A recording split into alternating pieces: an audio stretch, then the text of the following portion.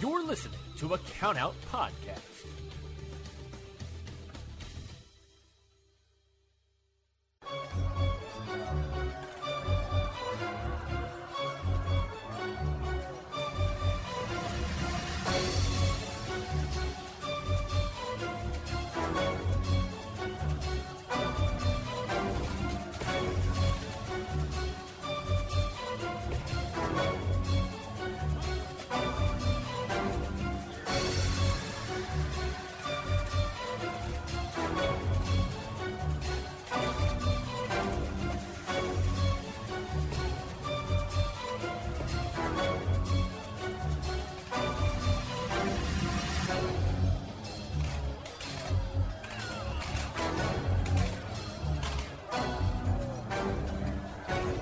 What is going on, everybody? Welcome back to another episode of Independent Waters. I am your host, Mikey Manfredi, and joining me, as always, is the second host of this show, Zach Waves and Curls Batista. Zach, how you doing, my man? I'm doing pretty solid today. Not gonna lie. Yeah? Yeah. Pretty solid? Yeah. How solid? Good day. Got up and ran. It was humid, but that's because it was a thunderstorm last night for some weird-ass reason. That was dope, though. It was. I could just see that was little cool. I love flashes thunderstorms. of lightning. Oh, I love it. It was just so, like, out of nowhere. I was like, what the fuck? I'm like, why? I was at a friend's place yesterday, and they have like a garage with like a metal roof. Mm-hmm. So I went in the garage to like go get something, and the rain was like coming down, and it was like pitter pattering on the metal roof, and I was like, I just want to stay in this garage. It's so nice. Like Nice. the sound is just so soothing to me. That's fair. Just like the pitter patter of rain. Yeah. I ran. I was on my run today, and as I was running by my river that I run by, I was like, "Oh yeah, it's gonna be flooded, isn't it?" I was like, But the reason I mentioned that is because I actually you gotta bring a wakeboard. Yeah. So when you're running, you can just be like, all right, drop it, and slide across the flood, and then keep running. Yeah, exactly. It's the sickest thing. I won't trip at all, guarantee. But I like it because when the dam that's near my house overflows, it like starts pouring in, and I always like the sound of just running water. It's always been a thing. It's nice, right? The sound. I agree. The sound of running water is nice, or like a fountain. Mm-hmm. Very relaxing. Yeah, nothing better. I like when I go into the wood. Like if you're like walking in the woods or like hiking in the woods and there's a creek. Mm-hmm. Ah, so good. So good. Anyway, it's nice vibe. Speaking of things that are so good, professional wrestling. Yes. Independent professional wrestling. Mm-hmm. Wait, independent and professional. That's like an oxymoron, right? It really is. Now you think about it. Indie wrestling. Indie wrestling. Great stuff. Good stuff. Today. And you know who's been a big proponent of independent wrestling for a long time? One of the biggest companies out there. One of the best companies doing it. Beyond Wrestling. Yes, they have. And that's who we're here to focus on this week on this episode of Independent Waters. Picking a match for this this promotion, aka C, was quite difficult as they have a deep catalog of matches. Deep library, yeah. So we decided to go for something a little more recent with a bit of a Discovery Gauntlet because Mike and I at least for me, I love the Discovery Gauntlet. You see a lot of really, really good talent that hasn't been discovered yet. Some of which is on TV today, like Daniel Garcia and Wheeler Yuta. Yep. We're on that gauntlet. I think Garcia was actually like on like a tear when he went in there too. It was like an 8-match win streak or something like that. That sounds about right. It is Daniel Garcia. He is a beast. I think Tony Bennett actually beat Garcia too. Another person from this Discovery Gauntlet. So Beyond is having, or had, I guess would be the better way of putting it, a tag team Discovery Gauntlet. Uncharted territory, I believe is what they call it. You know, that makes sense. There's a big everyone's focusing on tag team wrestling these days. It's been much more in the limelight. I think since AEW came around and started like not that there was no promotion doing good tag team before, but I think AEW made people realize that tag team wrestling isn't so much of a joke. It's like very good. or teams in WWE like the Usos, the New Day, big proponents of tag teams in professional wrestling as a whole. It's been overlooked. Yeah, let's they just literally, say. despite that, In the past. none of these teams ever put on a bad match, and it like you are right. It is nice to see tag team wrestling get the recognition it deserves. Oh yeah, it's all the recognition it's always deserved. Mm-hmm. So, on that note, let's get into the first match we're doing. We're going to be doing first Waves and Curls versus the Brick City Boys. The reason that we picked this match is because I just want to say, sorry, real quick. Mm-hmm. I just want to think it's funny that they're called the Brick City Boys, but they're from Newark. Yeah. Oh man, that's a New Jersey joke for all your fans from Jersey out there. But there's two towns. There's a town in New Jersey called Brick. Yeah. So they're the Brick City Boys, but they're both from a town. They're both from a city called Newark. So it's like, so you're the Newark City Boys. So the context for this match, is a decent amount of it, is that Waves and Curls were on a 6-match win streak in this match. Prior to this match, Jalen, the one if you watch this match that has tape over his knee, was injured, and his partner Trayvon, how much bigger of the two, were still in high spirits at the start of this match. Before the match even started, the crowd was fucking white hot for them. Oh yeah, the crowd loved them. And then you got the Brick City Boys. Jay Cruz, the guy who has a mullet and kind of looks like Eddie Guerrero when he was younger. And Correct. Victor Chase, his much larger, or his equally large... Yeah, he looked like Julio Cruz sort of looks like a combination, to me, of Eddie Guerrero and, oh my god, fuck, why can't he sort of looks like a combination of Eddie Guerrero and Jeff Cobb. He's got the size to match it. Sure does. And then there's Victor Chase, his much more mouthy, vocal partner. This match doesn't even actually start when the action gets going. Brick City Boys very clearly established they are not there to be your friends. They are there to win the match. So they attack Waves and Curls in the middle of their white-hot introduction.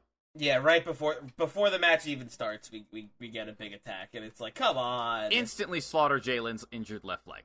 Like, he literally can't stand. He's he gets stuck. He's out of this match for a lot of it. He's putting time out, like, just off to the side by the entrance in, like, a little chair while the ref and, like, the medic team are looking at him, and he's just watching as his partner, Trayvon, now has to fight his way through this match, basically. This is where wrestling always makes me laugh.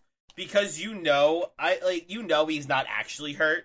Yeah. Because he's gonna come back later. So just the thought of Jalen sitting there in the chair, just like basically watching the match, pretending his leg is hurt, while a medic also sits there and pretends his leg is hurt, while they're just like, all right, when's the spot I come back? When are we doing this? Yeah. Is it happening yet? They're just meanwhile they're just like, the Peter Griffin, right? Like, and the medic's like, yeah, I'll fix it. Get more guys out here. Like, yeah. Oh, wrestling. I love wrestling. I really do. I will say, during this match, the camera would, like, cut to him, and while sometimes this was good, I feel like sometimes it interrupted the flow the match had, because it would just randomly cut, and I'd be like, something's happening in the ring, I can hear it happening. Yeah, that was weird. They held on Jalen being injured, like, a little too long. Oh, yeah, it was like, like, especially in the first one, he's putting time out, you can literally hear Trayvon fighting in the ring. And you hear the crowd going crazy, too. And when we go back to the ring, Jay Cruz German suplexes him. Yeah. It's like, well, shit. Well, we missed it. We missed him fighting back, I guess. From here, it's honestly just, like, Brick City Boys just dominate. They just, Trayvon just gets his shit rocked, while the Brick City Boys antagonize this crowd, who already hate them since Wave and Curls were the favorites. Yep. And the numbers advantage are just in full swing here. Like, Trayvon cannot tag into this match. There are times he gets to the corner and he goes to tag in Jalen, who's still in his little timeout spot. And it's just a matter of, can he hold out long enough for Jalen to get the hot tag? Which, even then, his injured leg is the question of, can he then hold out to pull off the hot tag? That is the big question. You're correct. There was a point when Trayvon actually got out of a backdrop suplex from Jay Cruz and Jalen. He fought them both off in their corner. He rolls past them. There's no one to tag, so the Brick City Boys hit this slick combo they got here that I like. That it's kind of like their signature. It's where Jay Cruz spears Trayvon, but then he holds him in place in the corner. Victor runs up and single leg drop kicks him in the face, and then from there, Jake Cruz then hits a bridging Northern Light suplex. Yeah. It's a very nice combo. That was really cool, you're right. After that, it's more than punishing him, but this time Trayvon fights them off with a Bossman sidewalk slam, which I've never seen before, but looked quite cool. Yep. To Jay Cruz, and then he powerbombs Victor onto... And then he powers Victor onto Jay Cruz. We then see at this point, Jalen finally hobbles his way up to the apron, and Trayvon tags him in. Despite this fucked up leg, Jalen does a great job handling the Brick City Boys. Mm-hmm. He gets a couple near roll-ups with them. Then he pops off by hitting them both over and over with strikes. I love this part because he was just hulking up, just kept hitting them, and then he screams out like, yeah! And then he gets double booted in the gut, suplexed, and roundhouse kicked in the head as he's in the middle of being suplexed. Just gets absolutely fucking wrecked. Mm-hmm. Brick City Boys don't get the win off this, though, and they try to hit their finisher, which is a pack drop elbow drop finisher, which is nice. It's when Jay Cruz basically goes for the backdrop, and Trayvon jumps onto the guy he's backdropping, and they both hit him into the mat. Mm-hmm. But Trayvon pulls Jalen off of Jay Cruz's back. He then pump kicks Victor into Jay Cruz and goes for a choke slam, but Jay Cruz Irish whips him onto the apron. And here, Victor does a very good job of disabling him because Trayvon's on the apron. He keeps trying to get to Jalen, and he's basically just grabbing onto his feet. He kicks him off his feet, goes over to the corner, and then he pulls out his feet and throws him face first onto the apron. So Jalen has no one to tag to. Yeah. Just classic tag team stuff. Mm-hmm. Oh, yeah, definitely. And then the Brick City Boys go for the finisher again, and Jalen counters this into a roll-up once, but he can't stop it a second time. They get the win. Yeah. Crowd's not fucking having it. No. They hated this. These two ate up their reaction, taunted the crowd. This interviewer comes in, she's like, so, how are you going to stay on top, or something like that, and the two of them talk to each other, look, and they walk away. Absolute nuclear level heat on these two to lose. I thought it was a solid match though, Mikey. What'd you think? I also thought it was a really solid match. These two, even with Jalen being out most of the match, and it was just, I think from that we can kind of tell the writing on the wall that BCB was gonna win. But Waves and Curls put up a good fight, and this match ended up being pretty solid. And I'm not gonna lie, I am much more interested in seeing more from the Brick City Boys after this, and I'm very glad I get to. Yeah, you do. Slice. How many doubloons would you give it? I think I'm gonna give this one 3. I think it was a solid, like right in the middle. I think it was a good, solid matchup. Nothing like too wild. I would love to see this match again, but have both teams at full strength. Agreed. Because I think it would be bananas.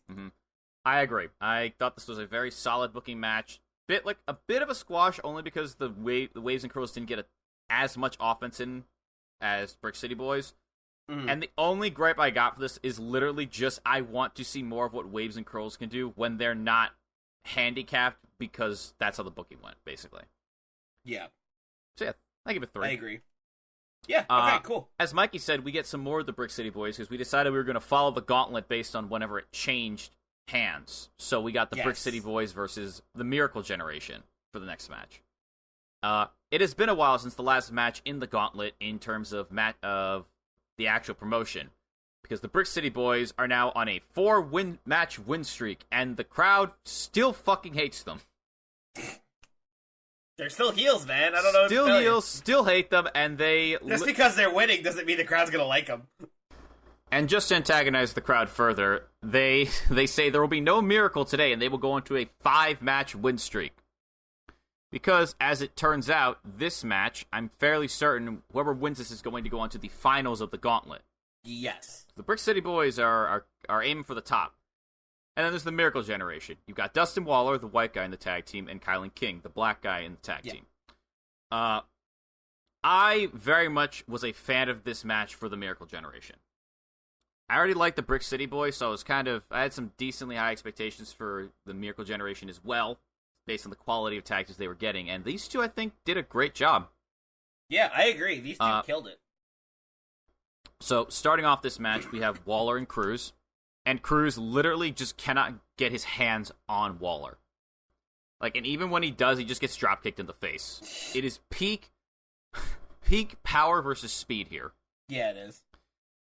Eventually, though, when Chase gets tagged in, he instantly gets arm dragged and put in the Miracle Generation's corner, which surprised me. I was like, oh, the dominant 4-match win streak tag team instantly is getting just their shit rocked. And Miracle Generation do a good job here. They dominate with tag team offense. Yeah. And I think my favorite spot being, the one they do consistently, is when King scoops Chase onto the mat. He then picks Waller up and slams him onto him via Cazadora. Then he, after Waller rolls off, he sentons onto Chase, and then right when Chase has no air left in his lungs, Waller's shooting star presses right on top of him. Just so gorgeous right off the bat to start us off with this one. Very, very, what's the word? A lot of high speed and it's very engaging to look at, basically. Yeah, they were very much like, hey, this is how this match is gonna go. Like, Like, they literally just cannot, like, Miracle Generation is just too fast and too athletic to get locked down. Clearly. There's several instances of it, one of them being, like, when Waller, like, stepped off of Chase to Hurricane Rana Cruz, or Waller jumping over the ring post to senton onto both of them after they denied King his suicide dive. Which I thought was sick. Like I'm always a fan of when wrestlers just say, fuck the ring post. Fuck the ring. Who needs the ring post is just in my way. I'll just jump over it. Yeah. It is simply an obstacle in your mind. Simply an obstacle in your mind. Unfortunately for the Miracle Generation, eventually the Brick City Boys are going to get their hands on them, and that comes when Waller goes for a handspring cutter, and Chase, mid-handspring, grabs Waller's wrists and pulls him out from underneath him, so he just slams onto the mat. And then he holds him there so that J. Cruz can senton onto his back. This is these tag team matches are absolutely bonkers, and there's so much, like, insane shit happening in all of them. Yeah, like, this senton looked brutal, and Waller then went through absolute hell for a lot of this match, because the ring is cut in two after this. Yep. There is no escape. Yeah, Brick City Boys were all... sorry. Oh, no, I was right. I was on the right back. Yeah, the Brick City Boys really cut the ring in half here. I think the worst punishment that Waller had to endure here was when J. Cruz German suplexed him back-to-back, denied the crowd the third one, and he just dumped him onto the mat like he was just like a sack of trash. He's like, all right, get the fuck off me now. Get out of here. I was like, ow. Oh, my back.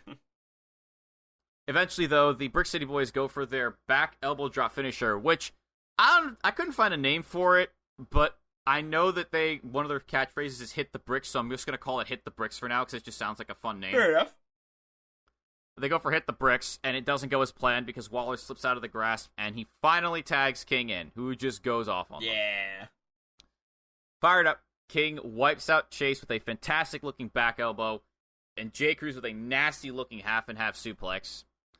Together, the Miracle Generation then clear the ring when Waller springboard elbows into Chase, and then King destroys J. Cruz with a dragon suplex. So the Brick City Boys hit the bricks and roll to the outside. Got him. And while Waller doesn't take them out with a cross by the outside because they catch him, Chase then hits an absolutely insane-looking suicide dive where he hits all three of them and rolls through it onto his feet when he hits the floor. Yeah, that was nuts. It just the double team suicide dive was great. I've never seen someone hit a suicide dive and roll through it, and it was fucking sick. More people should do it if they can do it. Yeah. You're right. I agree. So, back in the ring, King and Cruz go back and forth with each other, and Cruz comes out on top when he wipes King out with a lariat. With Chase now up, they hit their signature tag team offense that I mentioned before, the spear in the corner, the drop kick to the face, and Northern Lights suplex. But Waller breaks up the pin, and then takes Jake Cruz out with a cutter. This allows him to then big boot Chase in the face, and I love how Chase is like, oh shit, and then gets kicked in the face and is just loopy then for the rest of it. Yeah.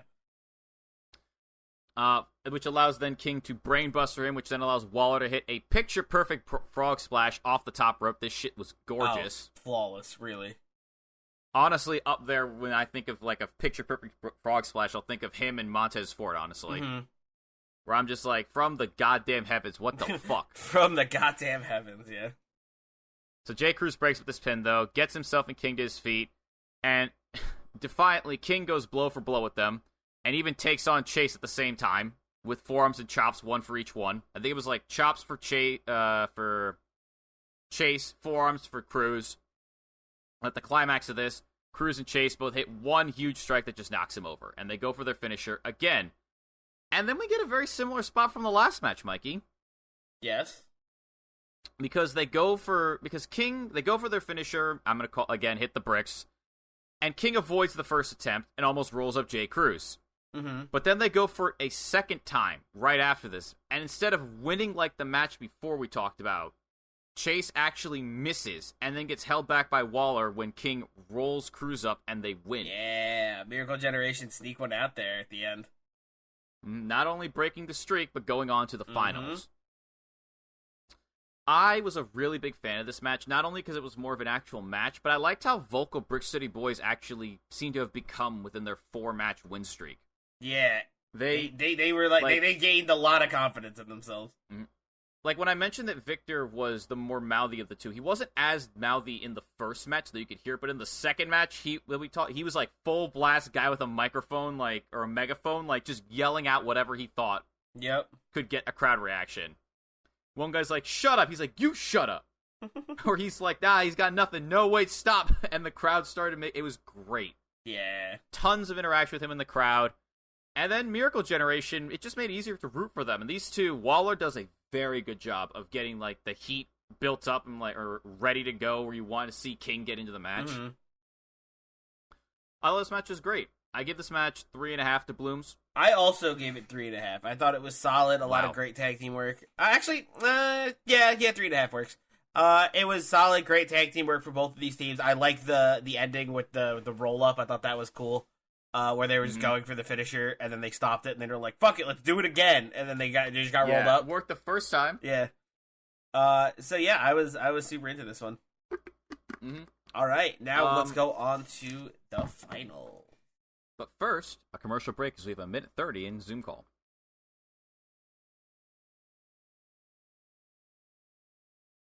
Yeah, let's go on to the finals of this one. We got Miracle Generation taking on Above the Rest. Miracle Generation, very clearly still the crowd favorites in this match. Yeah. Fair call. Above the Rest is Gabriel Sky and Tristan Ty, of course. Yeah. Gabriel Sky is the guy with the braids and the long pants, and Tristan Ty is the guy with the bandana wrapped around his knee. Yeah. I'll say this before we begin this match. I was very impressed with Above the Rest. Oh, yeah, they were fucking awesome. They were, for a team that had one match to make an impact, they fucking made it. I'm sure they had a bunch more in this tournament, but in these three, this is the finals. Yeah. It's the Gauntlet match. Oh, it's a Gauntlet. That's what the finals are? Yes, okay. It's a Discovery Gauntlet. This is got literally their one and only match to show up and show out. And they fucking did. Mm-hmm. This match starts with a ton of fast-paced action between both these teams. It's very back and forth. We got quick strikes exchanged between Sky and King. We've got sick arm drags and strikes from Ty and Waller. And eventually Ty hits Waller with a fucking dirty-sounding chop. It was literally out of nowhere. I was just like, yo. Hey, yo. Bro. And when he goes for it again, Waller throws him into the corner. And Miracle Generation, again, they are quick on the draw with getting right in with the tag team offense. We get the awesome Cazadora Slam, Senton, Shooting Star Press combination from these two. They go for a good amount of time, but sadly for them, they don't last when Ty shoves King into Waller, and then he levels him with a high kick to the face in the corner. Yeah. They then hit a jump-assisted stomp on King, and it makes it now Above the Rest's turn to control this match. And like their opponents, they work in tandem and hit several vicious tag team maneuvers. Yeah, they're the kind of tag team where it's like quick tags in and out, right? Mm-hmm. Do you have a spot of yours that stood out to you in particular? There's one later that we're gonna get to that was absolutely bonkers, but that I'll talk about when we get there. But off the bat, it was just it was hard to keep track because there was so much happening. But there was just a lot of really solid tag team work from above the rest, and I was really impressed. For me, my favorite probably had to be when Sky suplexed Kai, but then let him go so that he could basically get a 450 on King. Yeah, that was sick. I saw that and went, oh, no shit, of course that. I'm like, that's such a smart idea. Yeah, what the that was fuck? awesome. Yeah, some, outside of the tag team spots, Above the Rest had some really entertaining spots. There was Sky countering a sunset flip pin by grabbing King's face when he was on the mat and just slapping him across the face. There was then Ty's effective but fucked up spot where he kicked King in the foot. He kicked King in like the bottom of the foot. Yeah, and I was like, ow, why the fuck would you do that? And then he locked me with an ankle lock. I'm like, an ankle lock. I'm like, that's fucked up. I'm like, what the fuck? Yeah. Who kicks a man's foot? Honestly? Who kicks a man's foot on? It's like the you sick fuck. Yeah, literally. I was just like, that's fucked up. Like, if you got an opponent like Matt Riddle where you just, like, kick the fucking bottom of his foot, I'm like, that's fucked, man. Yeah, right? It's like those, what's the word, it's like, the thing, like, what's the fucking thing, where you slap the person's foot. It's like a trend. I forgot the name of it. You have to yell. I don't know. I forgot the name of it, but, like, you run up, oh, it's Midnight, I think it's, like, Midnight Express, something like that. You run up and you yell that and you slap a person on the top of their foot. What is this? Wait, what is that? Wait. Explain. Why? It's literally, I think it's like a trend on TikTok or something like that. Because my brother did it to like my dad one day. My dad was like, "Why?" And it just made me laugh. It was like 5-starring, honestly, but like for your foot. Because like, who expects getting slapped on the top of their foot? I wouldn't. And it just gets a fun reaction, like slapping the back of someone's bald head with like a piece of cheese. You know that? Yeah. Really it's like good. that. At least I put it in that Where you vein. smack up, you hit like a baby on the top of their head. Yeah. Just. Sorry. Oh my god. Just so funny. Just the cheese just. Mm-hmm. Yep. It just smacks and gets stuck there. Oh, it's hilarious. It's so funny. Anywho, back to the match. Of course, inevitably, King does tag Waller in, and boy howdy, he makes an impact.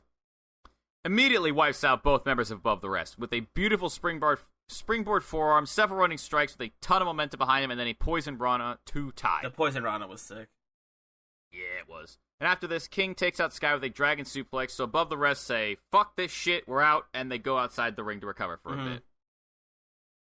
Despite the fact that the two avoid Waller's first suicide dive attempt, they can't stop him when he just ignores the ring and jumps over the ring post and sentons over them, like in the last match. Still looks sick. Still awesome. You think they would have figured it out from the last time they did that? It doesn't matter where you go. He's still going to find you and jump on you. Mm-hmm. I like to imagine that Ty and Sky are both like, fuck that. We're good enough. He's never going to fucking hit that on us. And then it happens, and they're just like sitting there on the ground going like, damn. He really just did that to us. Yeah. So, Waller then tries to set King up for a suicide dive, but Ty takes him out, and Sky enziguris King in the face mid-suicide dive. Seeing this opportunity, Above the Rest get in the ring, and they basically do this cool seesaw motion, kind of like a monkey flip, where Sky throws Ty up onto the top rope so he can then backflip off the rope onto the Miracle Generator. Yeah, that was so... This was the spot I was talking about where you said if there was anything that stood out to us. It was this. It was like that double team moonsault where the seesaw motion to get the momentum going. Oh, it was so sick. Mm-hmm. So cool. And then Ty's like, Above the Rest, baby, all day, every day. I was like, yeah, you are. Yeah, you are. Definitely. Fuck. God damn. So, they then drag Waller back into the ring and hit a nasty simultaneous, like, axe kick punt to the head on Waller. If this isn't their finisher, it should be, because it was disgusting looking. Yeah, the double punt. Ugh. Brutal. You either lean into the guy kicking you on the top of the head or the dude kicking you in the side of the face. Pick your poison. Literally.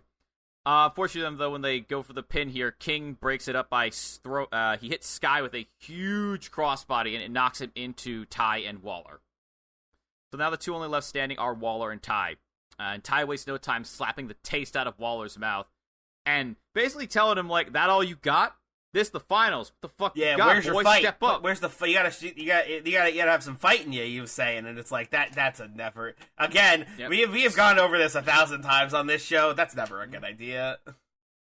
But surprisingly, this time it actually works out for him because Waller, like, he flips him off and he strikes him, and then Ty just roundhouse kicks him in the side of the face, just ends him.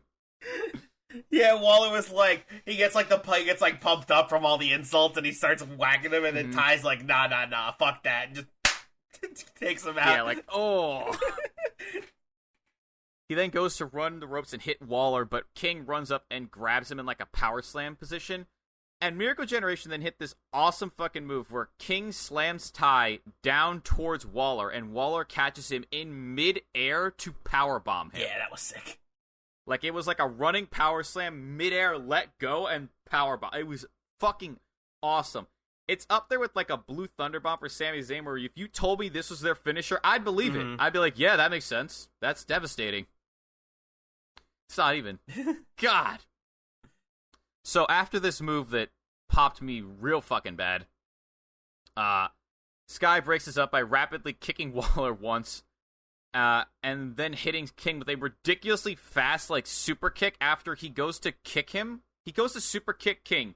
King blocks it, and, like, in a literal blinking you'll miss it moment, he just kicks him in the face again. And one guy in the crowd's like, that guy's got good strikes. I'm like, fucking does. It's just so nice. Not to be outdone by the Miracle Generation, the Above the Rest then hits an absolutely filthy move where Sky monkey flips Waller towards Ty, and Ty high knees him in the face in midair. Sick. But Waller kicks out of it. So now the now pissed Miracle Generation, Above the Rest, goes for something, but Waller flips out of it and tags in King, who immediately cleans house before getting Ty in a Cazadora position, so that Waller can then hit him with a cutter, but instead of letting him go, King just grabs him by the waist, holds him by the waist, and just Germans him backwards and bridges. Which was awesome. So good. Pin's broken up by Sky, who then hits Waller with a awesome string of moves where he, like, sling blades Waller back first onto his knee, grabs him, and then flatliners him. Yeah. There's a lot of moves in this match where I was like, that is so goddamn smart. Like, that's an awesome looking move. With Waller now down and out, Sky and Ty go for the simultaneous punt and buzzsaw kick, but this time they only kick each other's feet because King dodges them. And I could see that being an awesome looking spot in a match where, like, one other team has, like, a leg-based finisher and they work it over, and these two kick each other's legs by accident, and the one member is just taken out of the match then. Yeah, that was just like, like they were going for it, and he was just like, ah! Just dodge, just like, did the Samoa Joe tactic of just, like, move, right? Yeah, exactly. Just, like, the slightest amount of movement is needed to win that. So, as these two are, like, holding their feet, going like, ow, ow, fuck, King knocks Ty down and out of the ring, and Waller hits Sky with double running knees in the corner. They then set up and hit Sky with a superplex from King, followed up by that gorgeous frog splash from Waller, and that gets them the win. Yeah, the superplex frog splash was super cool, and I love that they didn't wait until the superplex was done to start the frog splash. So it's just like mid-air. It was just like bam, bam, right? Like, yeah, literally like a done deal. Like as soon as they landed from the superplex, it was like frog splash. God, that must suck to take the match. Like, you hit the mat, and then you have to go, all right, this guy's about to land right on my chest the moment I hit this mat. Yeah, it's like, all right, I'm about to take this huge back bump from the top rope, but as soon as they do, I'm getting a whole dude landing directly on me. You're right. It's like, ooh. It's like gets the wind knocked out of you from the back, and then you get the wind knocked out of you from the front. Yeah, at that point, honestly, I don't even blame it for winning the match. It's like, just win, please. At that point, if the wind gets knocked out of you from the back and starts going, like, out of your mouth, and then you get hit from the top, does it just, like, stay in place? It just, like, cancels it out. It's like, it's going it's going up because you landed on your back, and then you get landed on, and it goes back down, and it's just, like, stuck. It's just compressed into your chest, and you're just like, oh. Oh, man. Celebration, though, is cut short here, because Violence is Forever just shows up and slaughters the now exhausted out of Miracle nowhere. Generation. Fucking, Dominic Garrini and fucking Kevin Koo show up, and they're just beating the crap out of him. They're like, you talk about tag wrestling, and you're not going to even involve us, and the announcer's like, well, you're already discovered. Why would you be in the Discovery Gauntlet? And they're like, we're going to show why we're on top. I was like, damn, you really just hit him with it. Fuck. That question was so funny, because it's like one of those questions where it's like, shit, they have a point, huh? Like, yeah, it's like, yeah, Violence is Forever. Like, why the hell weren't we in this tournament? They're like, because everyone already knows you're great. You don't need to be discovered. And they're like, anyway, fuck this. We're the best tag team. We're gonna have a match we're gonna become the first 2-time like internet wrestling champions, I think, or tag team champions, I think. I like how they left and they just took the flowers that Miracle Generation were given. They just put them in their hands. Like, yeah, there's your fucking celebration. Kick rocks. Like, that's fucked, man. But I assume it's gonna set up for a match in the future that's gonna be amazing. But overall, what a goddamn match, dude. Yeah, really. This was a solid one. Really impressed me.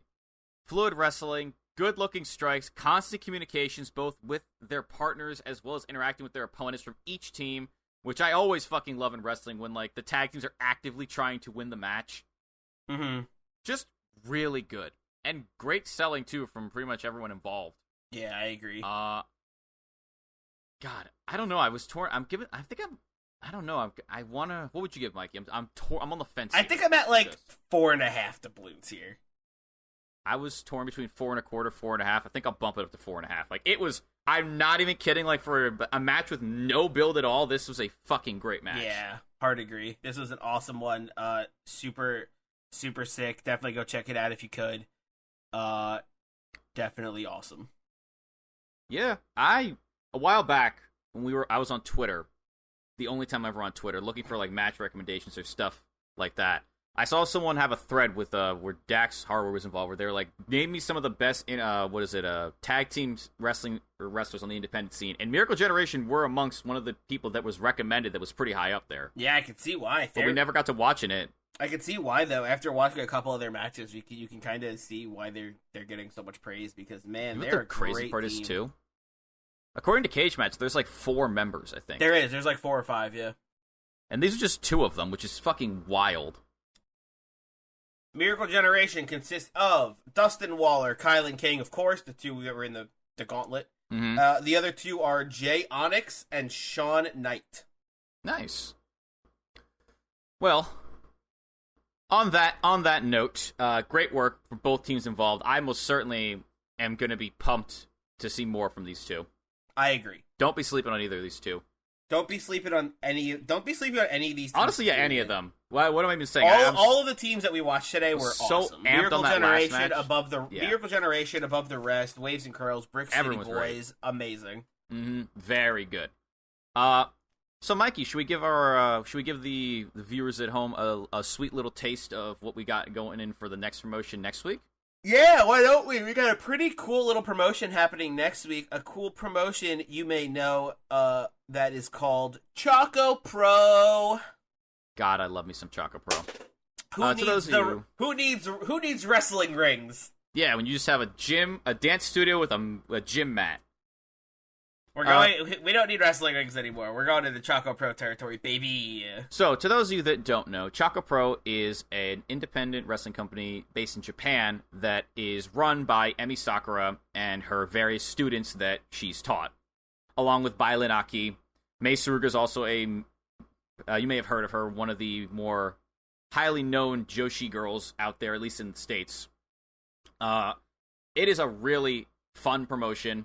They have really great matches for, as Mikey and I said, such a small, unique environment. But they put on... It's a fun time, basically. Mm-hmm. And they always are on that grind. Bai Linaki, just an example, if you watched our Garden State Pro, you'd know he had a banger of a match with Tony Deppen. So they have some quality wrestling here. There's even some other people that join from other promotions, like Nyla Rose has been on a couple times. Mm-hmm. I think Eddie Kingston has also been on or wants to be on, too. That makes sense. Anyone basically that's like, so if you're like into Joshi wrestling or Japanese style wrestling, give it a shot. Yeah, well, and we're gonna go more in depth on Choco Pro next week. We're very excited to focus on that promotion because we've reviewed a match or 2 from them, and they've both been great. Balian Aki, of course, came to America, did an awesome tour, and absolutely killed it. Oh yeah. So I can't wait to dive into more Choco Pro. Sorry. All I thought was when you said of like Balian Aki was parkour. Parkour. But yeah, I'm stoked. I'm stoked to get more into that next week. And I believe that's everything. So I think we just need the plugs now, eh? Yeah. Oh, I don't know why I turned Canadian. Oh, hey. Yeah. And just like that, the Canadian audience. Hey, bud, it's gone. time for the plugs, eh, bud? Oh man, I can't. I would do it, but I can't do a Canadian accent. I haven't trained it. I can't. Gotta go get some Tim Hortons, bud. Oh my god, I can just hear Daddy Magic right now. Go out to the lake and play some hockey. I didn't realize that. God, Big strikes. Yeah, we just got the plugs. So you should go subscribe to our Patreon if you like this content. The Countout Network has their own Patreon, which is our, of course, mothership network, where we have a hub here. We are part of the Countout Network, and you should go join the Patreon. You can subscribe at $3, $5, or $10. A bunch of awesome rewards for all the different tiers. You should go check that out. I believe it's patreon.com/countout. If not, if I got that wrong, the link is in the description of this episode, so you go down there and check that out. You could also go subscribe to us on various social media, such as YouTube, Facebook, Twitter, Facebook, Twitter, YouTube, Countout Wrestling Podcast Network. On Twitter, we're at Countout Pod, or at Indie Waters if you want to follow just this podcast. Go to our Teespring store. We have a bunch of new merch over there, so go check out, once again, link will be in the description down below, to go get all of your Countout Network merch and dice that you want to support us here over at Indie Waters and over at the Countout Network. And I believe that about does it. Zach, you got anything? Nope, sir. All right, well, that just leaves me with one thing left to say, and that is to remember, there is a gigantic sea of independent wrestling out there. So never stop exploring.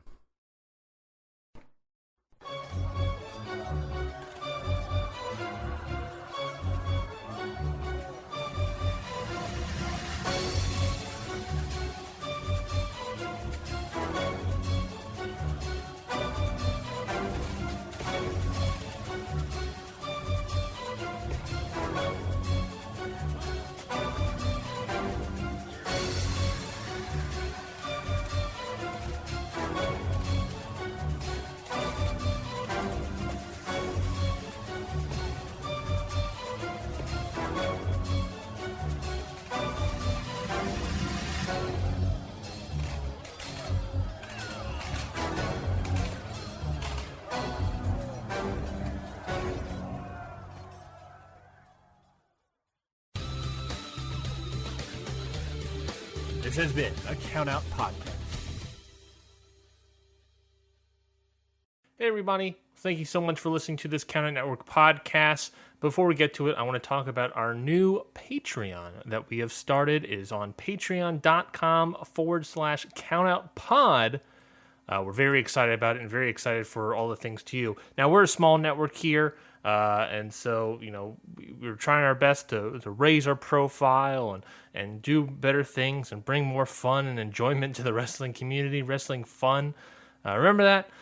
So we're doing our best to get there, but we need your help along the way to help bring us up even more. So that's where that Patreon comes in. It's just a little bit of support that you can throw, some money our way to the podcast that we have. Ring Post Radio, Your Dose of Death, How to Talk to Your Friend About Wrestling, Independent Waters, shows of that nature, Okada Shorts. That Patreon is something that we will do. And of course, as a thank you for that support from you, that money is going to go to great people, to good causes, to those people that are doing great stuff for our podcast network. But as a thank you, we got great stuff for you. So we got 3 tiers on this Patreon. Again, patreon.com/countoutpod. The first tier is the support tier. It's just $3 a month. That's not bad at all. That's so simple and easy, you won't even see it leave your bank account. And of course, in there, you'll just get a straight up thank you from us, a shout out on all of our podcasts, thanking you for your support. And you'll also be able to join that Content a Month Club. So what that club is every month we will release one piece of audio, one piece of video, whatever it may be, for the support tier, for the $3 tier that is typically behind the $5, maybe even the $10 tier of the Patreon. So you'll be able to get that just for $3. You'll get that content for $3 every single month, and at the end of the month, they'll go back behind the other tiers. But if you want it all the time, you can, of course, get it in the Kayfabe and Shoot tiers. The Kayfabe tier is $5, where you'll get that thank you, and that's where you'll find all of our wrestling-related content, like the new show from Ring Post Radio. Ryan hasn't seen anything, of course, that's me. It's the show where I embarrass myself by admitting to the world matches that I have never seen, and me and Scotty Edwards from Ring Post Radio watch it along with you. Again, that's Ryan hasn't seen anything. And in that tier as well, you get the old content from the old network membership, along with special Discord access as well. So go check out the Kayfabe tier. That's only $5. And in the $10 tier, this is the most expensive tier, the Shoot tier, you get that thank you. You get all that older content. You'll get all those Kayfabe tier goodies of wrestling-related shows. But this is where you also get our non-wrestling-related content. If you really want to hang out with us, this is where it is. And you can do that through our monthly Jackbox Party Pack games with the whole Count Out family. Maybe not the whole Count Out family, whoever's available, I guess. But with the Count Out family, you can join along with us and play along if possible. And of course, you also get our current running show. It's a D&D show, Cantrips and Clotheslines, where you can follow the adventures of Andre, the Pebble, John Meowxley, May Duskmere, and of course our wonderful DM, Jared Luthi. Some great content, some great shows there, all on our Shoot tier, $10. Again, go to patreon.com/countoutpod and join the Countout Network Patreon today. Any of the tiers, we'd be very thankful. It's all going to good podcasters, and they would all very much appreciate it as well. So if you can go and donate and go put money into the Patreon, you'll get some great content out of it, I'm sure you. So definitely go check that out. We'd very much appreciate it. Now let's get back to the show.